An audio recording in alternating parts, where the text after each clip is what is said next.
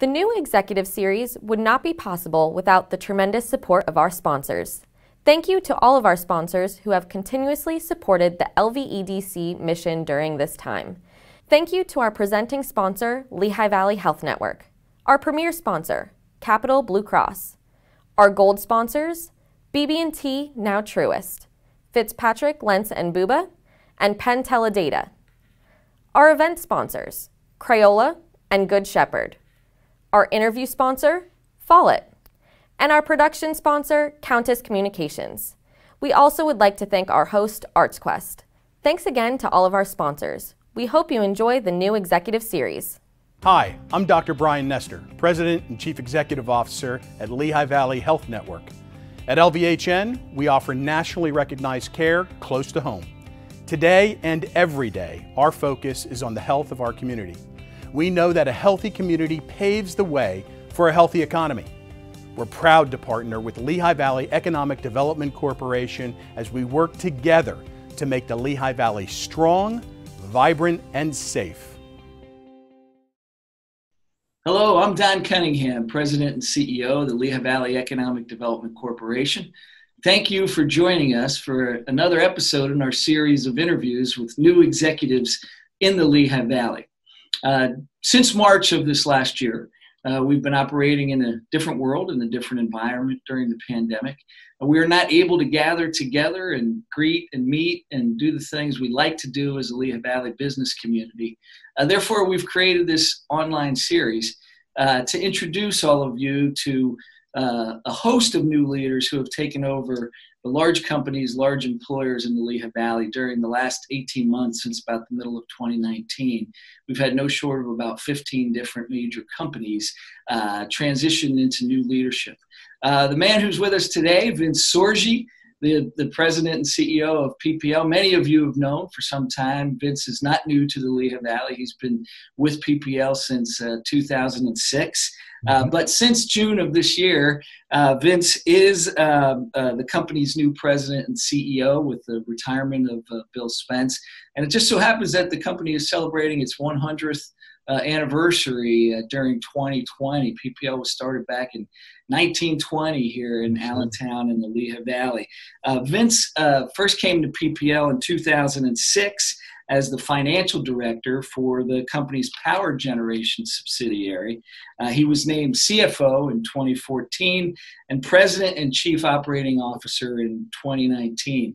Vince has more than 25 years of experience in the utility business.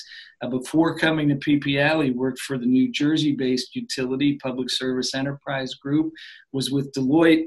Prior to that, he has a degree from Penn State, an MBA from Villanova, which I also have my graduate degree from, and he's been very active in our community. He's the former chairman of the Da Vinci Science Center board, and he is currently on the board of St. Luke's University Health Network and Penn State Lehigh Valley. Vince, thank you so much for joining us from your office in downtown Allentown as part of this series. Absolutely, my pleasure. Thanks for having me.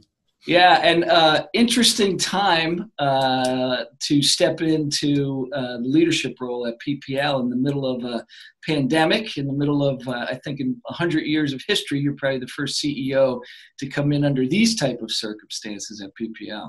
I'm sure, yeah. It's been quite a challenge. So it's been, these first 4 months now have probably been a little different, not just being new to the job, but because of the COVID crisis. And I know PPL has had to change some of its operations and functions because of COVID. Yeah, I would say it really helped that I was the COO moving into the role, because this kicked off, as we know, in the middle of March, Don. And so in my role as COO, I was actually in charge of our COVID response across the company. So working with the corporate functions and the 3 business units on our collective response to COVID, I will tell you, I think we will come out of this stronger as a company. And I wouldn't wish a pandemic or COVID on anybody, of course. But I've never seen the company come together and work as closely together as we have in response to this pandemic. And so I would say I was a couple months into it, right, when I started on June 1st. And we, being here in Eastern Pennsylvania, we saw what was happening in New York and New Jersey as the epicenter for the U.S. at that time. And, we reacted very quickly and very aggressively in our COVID response, really before it became a valley and really any of our service territories. And so, we moved 4,600 people to work from home in about 2 weeks, which we found to be critical because it really enabled us to social distance those folks that needed to come to a PPL facility. So with getting as many people as we could to work from home, it just made it a much safer work environment for those that were here. We changed, right, the operations to make sure that we could protect our employees that had to come here. But we were laser focused on ensuring that we kept the lights on and the gas flowing in Kentucky.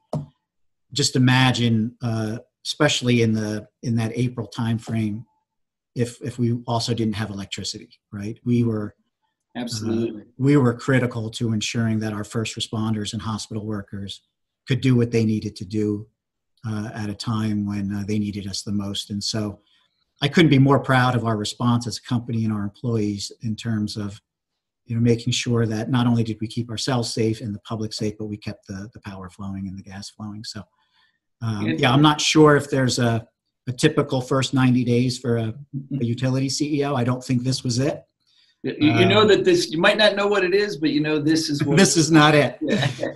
Well, because you also had the George Floyd, Breonna Taylor killings and the reaction to that and the social justice protesting and rioting going on. And so Breonna Taylor occurred in Louisville, and our headquarters for our Kentucky operations is in Louisville. So we also needed to deal with that and make sure that we were keeping our employees and our operations safe. And so I've been extremely engaged with our business resource groups since I've become CEO, specifically around, I would say, diversity, equity, and inclusion in general, but certainly around the racial justice. And, with the Lehigh Valley Partnership, we're talking about this as well.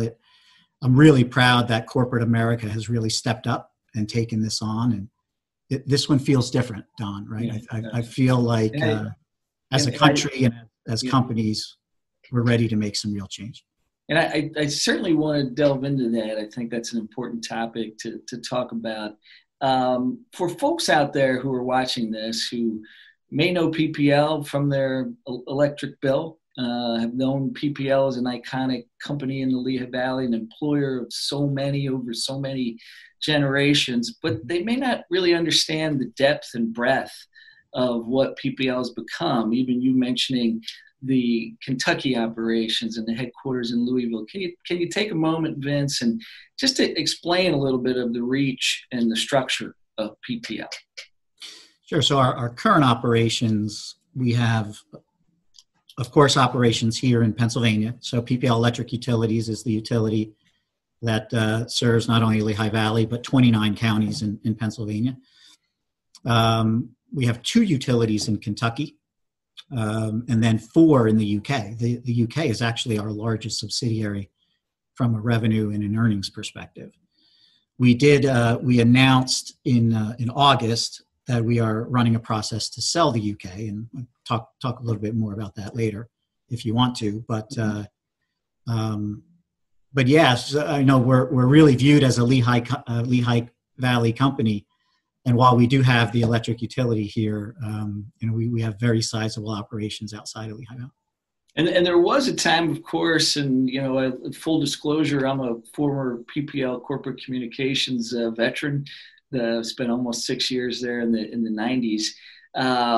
There was a time when PPL had generating plants, power stations, coal-fired, gas, nuclear, but that changed. Not that long ago, with the separation of, at least here in Pennsylvania, generation from the delivery of electricity to homes and businesses, right? We did. So back in the 90s, the late 90s, we were preparing for deregulation, and we actually separated all of the generation. So like you said, the nuclear plants, the coal plants, gas plants, et cetera, from the utility. So PPL Electric Utilities is just the wires, right? Large transmission and distribution wires. And then we had a separate subsidiary, PPL Energy Supply, that had all of the generation. It was unregulated. It wasn't part of the regulatory compact that we think of as a monopoly utility. And so we had a trading operation that sat on top of that and basically brought that power to market.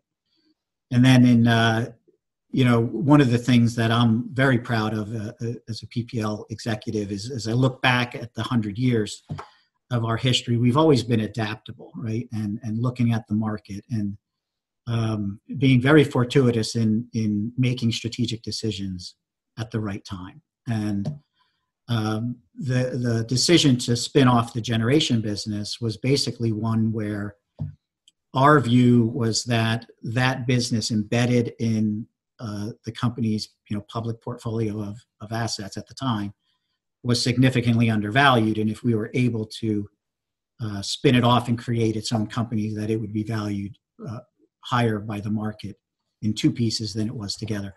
And so that was really the impetus to spin off the generation business. We combined it with some assets that Riverstone Holdings had. They were a private equity firm, and that gave birth to Talon Energy, which was run by Paul Farr, another ex-PPL executive, also very active in the Lehigh Valley. And right.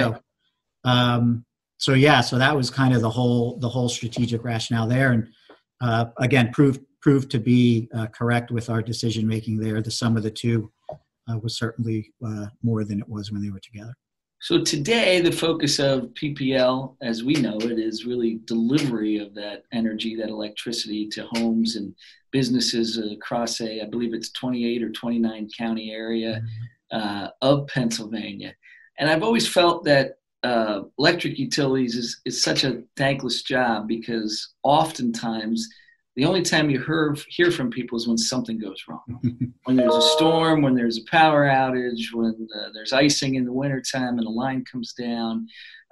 Everybody just expects that the electricity is going to be there. But the process of actually delivering that and maintaining that reliability takes a lot of work, thousands of people, and a lot of forethought. And I know PPL has invested into a lot of technology and upgrades over recent years. Can you give us a little bit of a behind the scenes look at what it takes to when you flip that switch at your home, the lights are going to go on? Yeah, we've spent a lot of money and a lot of attention on improving our operations over, I'll kind of break it down and say the last decade. Yeah. And it's funny that you mention, people only call us when things go bad.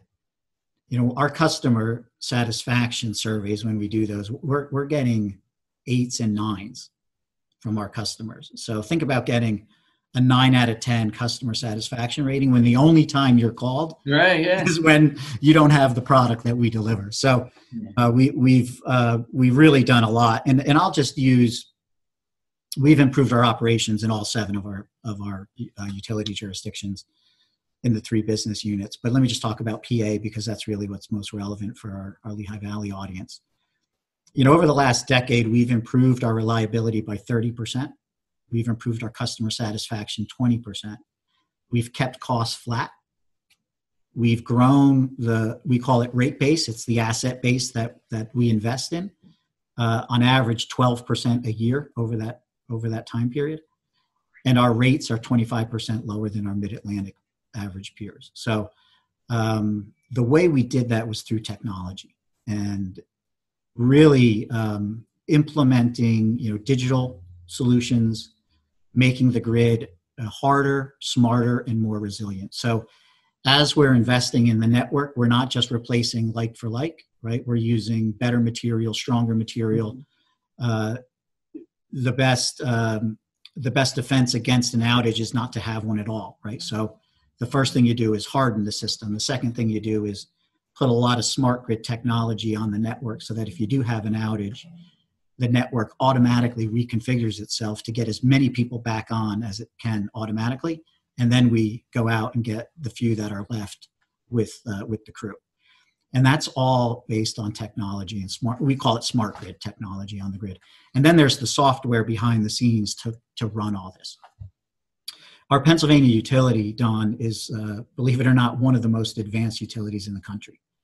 And I have to give a ton of credit to Greg Dudkin and his vision for really over the last decade improving the operations tremendously and keeping costs, at a very affordable level for our customers, which we focus on all the time, is making sure that that what we provide is of the highest quality, but it's affordable. We have to put in a little LVEDC plug for Greg because he's an LVEDC board member.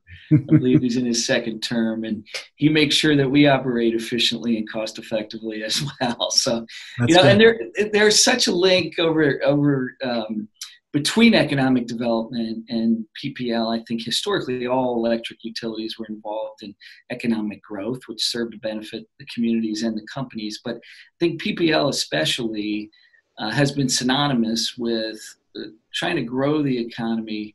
The rate structure of PPL, the reliability of it, is an underlying foundation as to why the Lehigh Valley and other areas of Pennsylvania have been able to grow in manufacturing and industrial and all aspects of our economy, because energy reliability and energy costs are an important precursor. And you can't have a good economy and economic growth without a good electric utility. And PPL still works in this space, very involved in the community, very involved in economic growth issues across its service territory. And that's part of the corporate culture.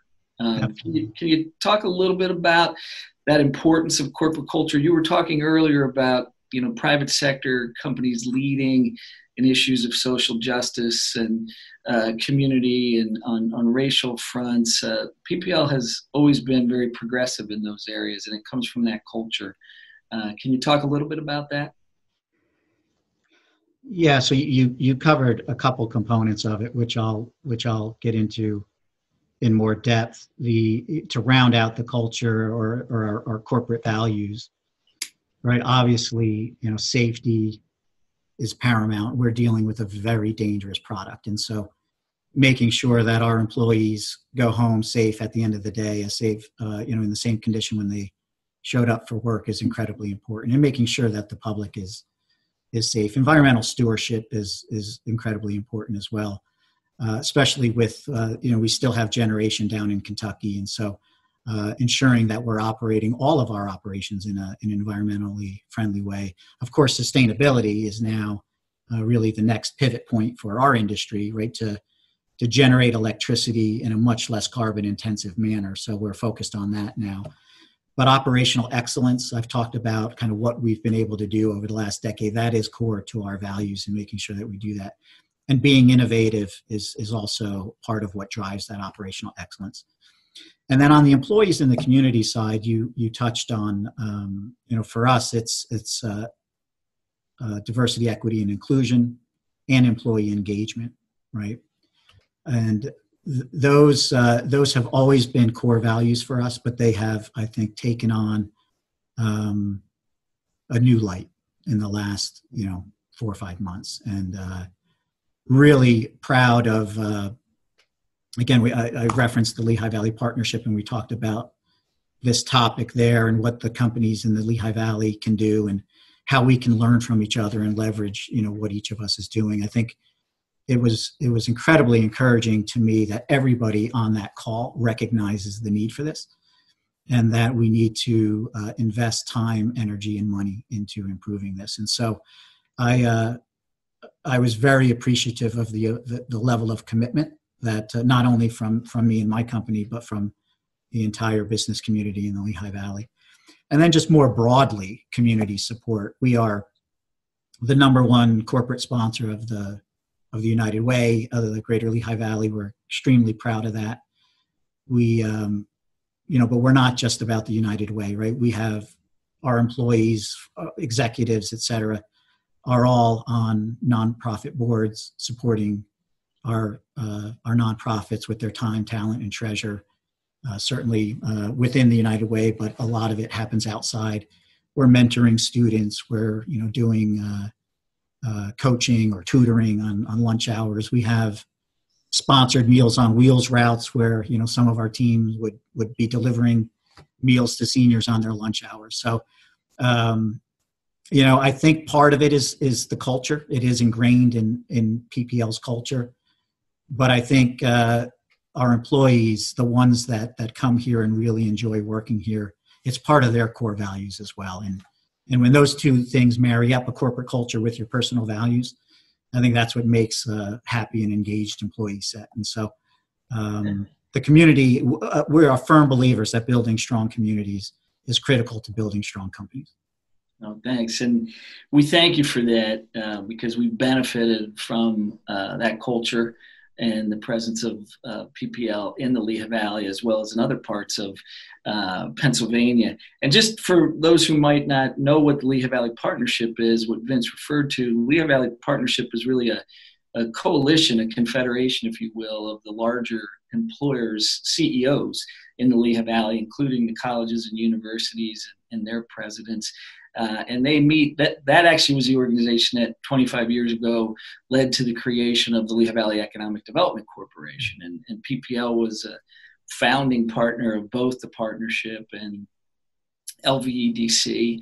And currently Bill Spence, who is now chair of the board, who Vince succeeded, is the president of the Lehigh Valley Partnership and working on regional strategies to improve the life in the Lehigh Valley.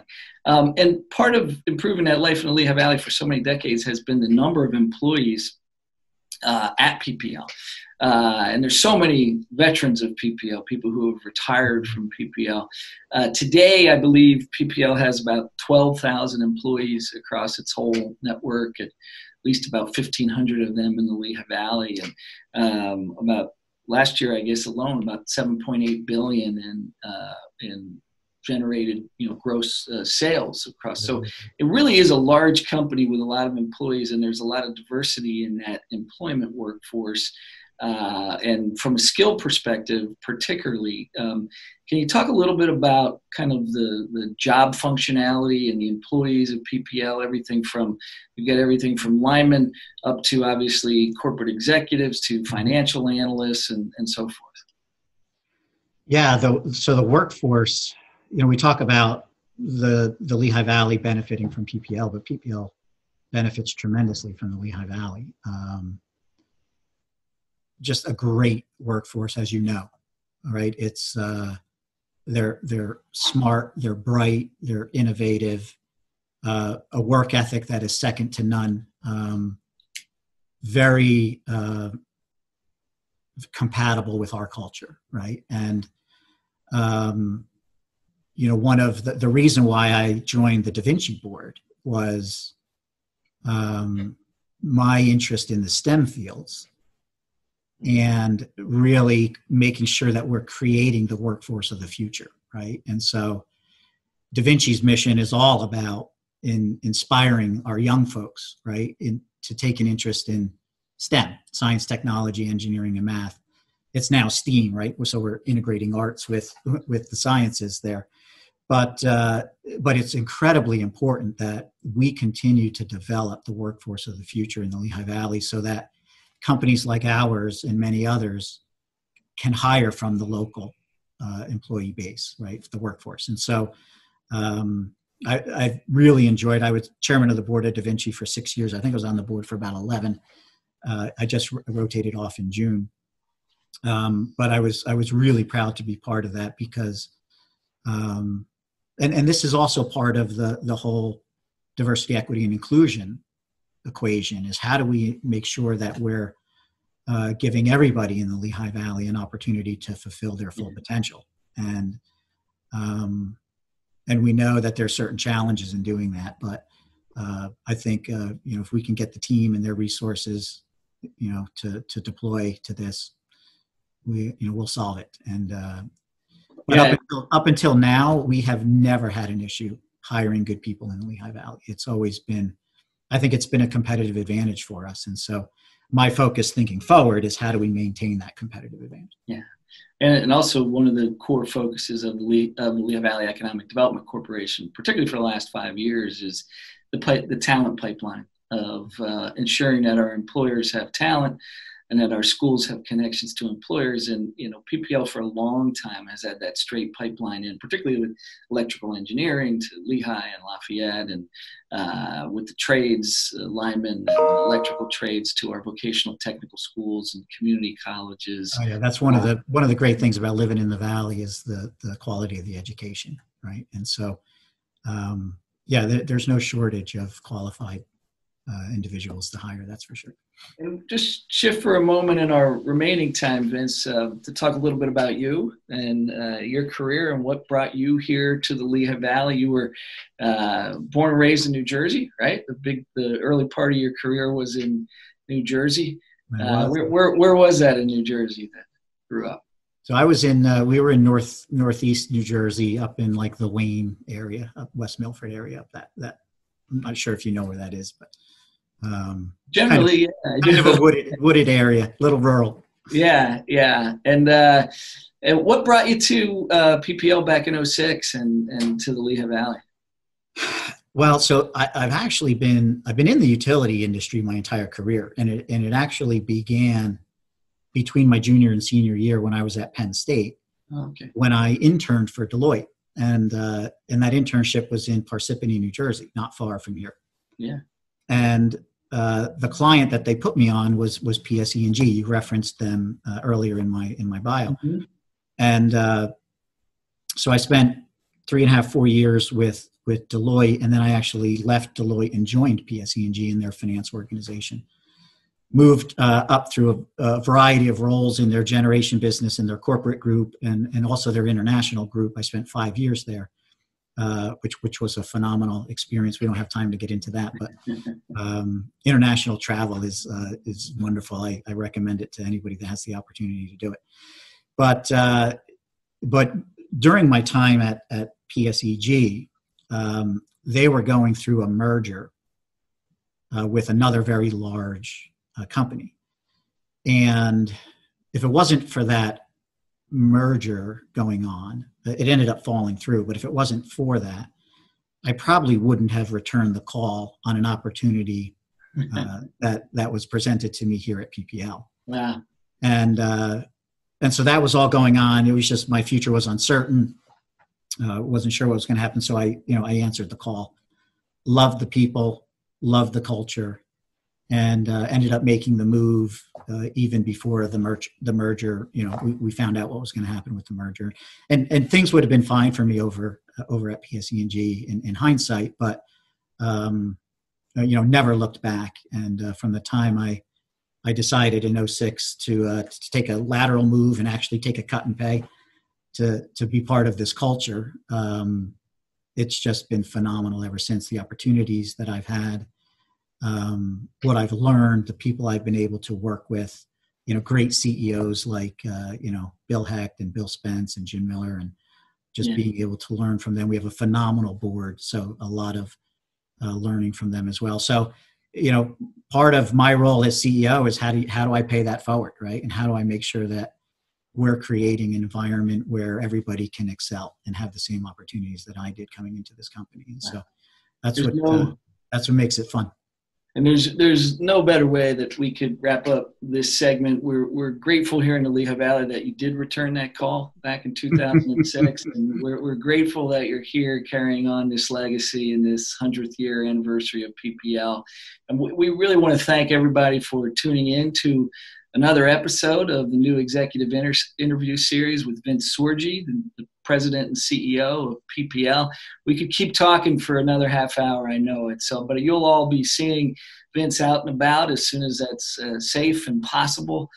Vince, we thank you, and we thank everybody else for supporting LVEDC and for tuning into this series. I'm Don Cunningham on behalf of the LVEDC board and investors. Thank you.